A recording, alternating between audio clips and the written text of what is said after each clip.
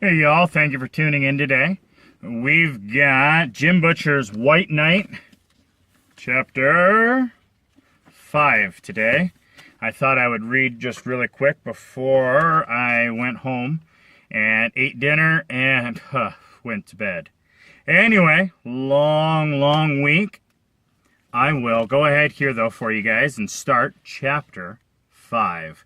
While I'm doing that, if you guys want to grab your copies, like, subscribe, and share, that would be awesome. As we're still on our way climbing up to 1,000 subscribers, hopefully, my goal is before the end of January. Thank you guys very much, and let's get started here on Chapter 5. Ordo Lebes? Murphy said. She took the lid off her coffee and blew some steam away from its surface. My Latin is a little rusty. That's because you aren't a master of arcane lore like me. She rolled her eyes. Right. Lebes means large cooking pot, I told her. I tried to adjust the passenger seat of her car, but couldn't manage to make it comfortable. Saturn coupes were not meant for people my height. Translates out to Order of the Large Cooking Pot. Or maybe Order of the Cauldron, Murphy suggested, since it sounds less silly and has a more witchy connotation and all. Well, I said, I suppose. Murphy snorted at me. Master of the arcane lore. I learned Latin through a correspondence course, okay? We should have taken my car. The interior of the Volkswagen Beetle is smaller than this one. But I know where it all is, I said, trying to untangle my right foot from where it hadn't gotten wedged by the car's frame. Do all wizards whine this much? Murphy sipped her coffee. You just want to be the one driving. I think you have control issues. Control issues? Control issues, she said. You're the one who wouldn't find the woman's address unless I let you drive. And I'm the one with issues? With me, it's less of an issue and more of a fact of life, she said calmly.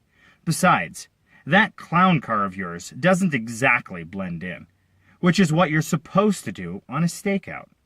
I glowered out the front window of the car and looked up at the apartment building where one, Anna Ash, was presumably hosting a meeting of the Order of the Large Cooking Pot,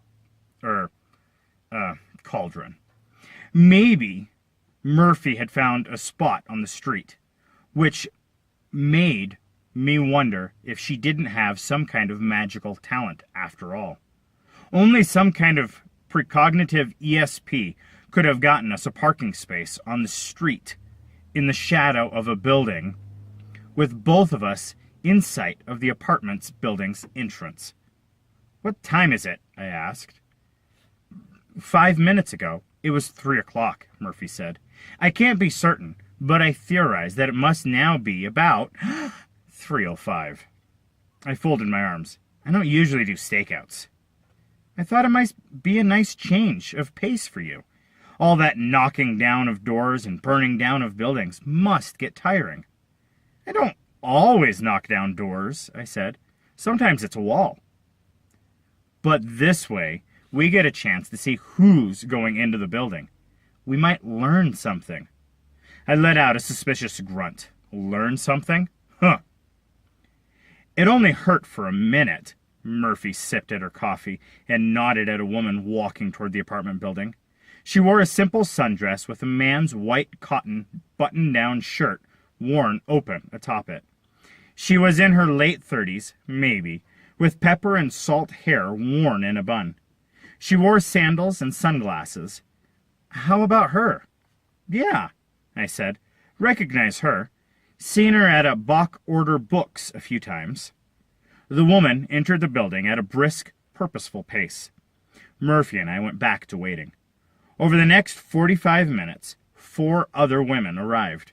I recognized 2 of them. Murphy checked her watch. A pocket watch with actual clockwork and not a microchip or battery to be found. Almost 4, she said. Half a dozen at most. Looks that way, I agreed. And you didn't see any obvious bad guys? The wacky thing about those bad guys is that you can't count on them to be obvious. They forget to wax their mustaches and goatees, leave their horns at home, and send their black hats to the dry cleaners. They're funny like that. Murphy gave me a direct and less than amused look. Should we go on up? Give it another 5 minutes.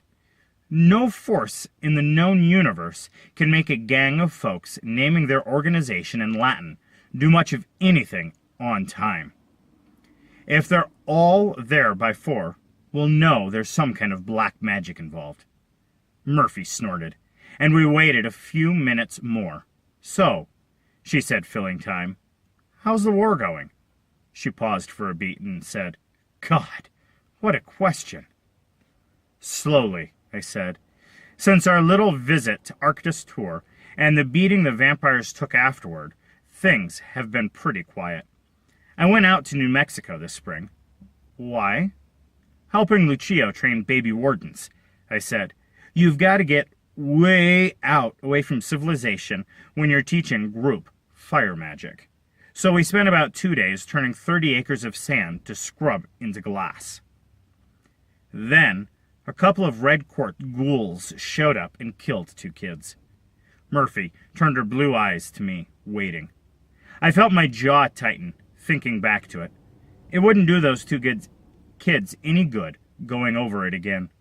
So I pretended I didn't realize she was giving me a chance to talk about it. There haven't been any more big actions, though. Just small-time stuff. The Merlins trying to get the vamps to the table to negotiate a peace.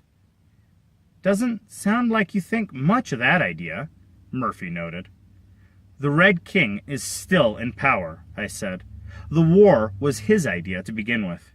If he goes for a treaty now, it's only going to be so that the vamps can lick their wounds, get their numbers up again, and come back for the sequel. Kill them all? She asked. Let God sort them out? I don't care if anyone sorts them or not. I'm tired of seeing people they've destroyed. My teeth ground together. I hadn't realized I was clenching my jaws so hard. I tried to force myself to relax. It didn't work out that way I'd hoped. Instead of feeling unclenched and less angry, I only felt tired. Ah, Murph. Too many people get hurt. Sometimes I feel like no matter how fast I react, it doesn't make any difference. You're talking about these killings now? She said. Them too. It isn't your fault, Harry, Murphy said in a steady voice. Once you've done everything you can't do any more. There's no sense in beating yourself up over it. Yeah? That's what the counselors keep telling me, she said. She regarded me thoughtfully. It's easier to see their point when I'm looking at you, though. Thing is, Murph, I said, what if I could do more? Like what? She asked. I don't know. Something to deter these murdering animals. Something like New Mexico. Jesus. I didn't want to think about that. I rubbed at the fresh headache sprouting between my eyebrows. Murphy gave me a minute more to decide if I wanted to talk about it. When I stayed quiet, she asked, Time to go up? Her voice had lightened, nudging us away from the topic. I nodded and tried to ease up on my tone. Yeah. If my leg bones haven't been deformed by this torture chamber you drive. I opened the door and hauled myself out, stretching. I hadn't yet shut the door when I saw the woman walking down the street toward the apartment building. She was tall, lean, her hair cut shorter than mine. She wore no makeup, none at all. And time had not been kind to her stark features. She looked a lot different the last time I'd seen her.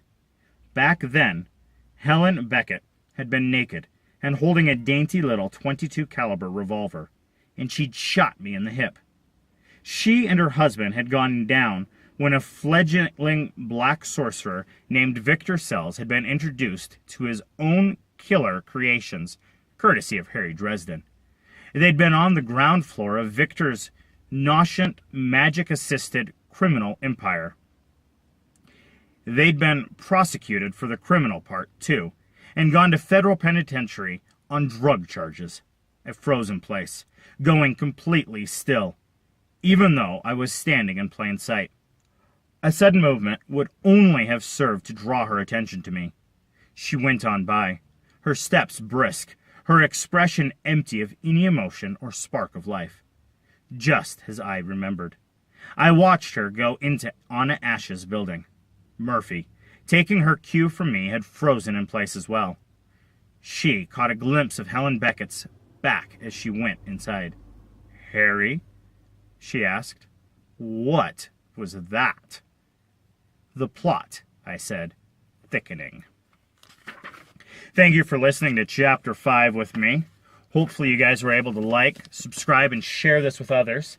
And let's go ahead here and see how many more of these we can get out. My goal, and I've been keeping it pretty decently, is at least one of the Dresden Files books a week, or I should say one a day, and then one of another book every other day.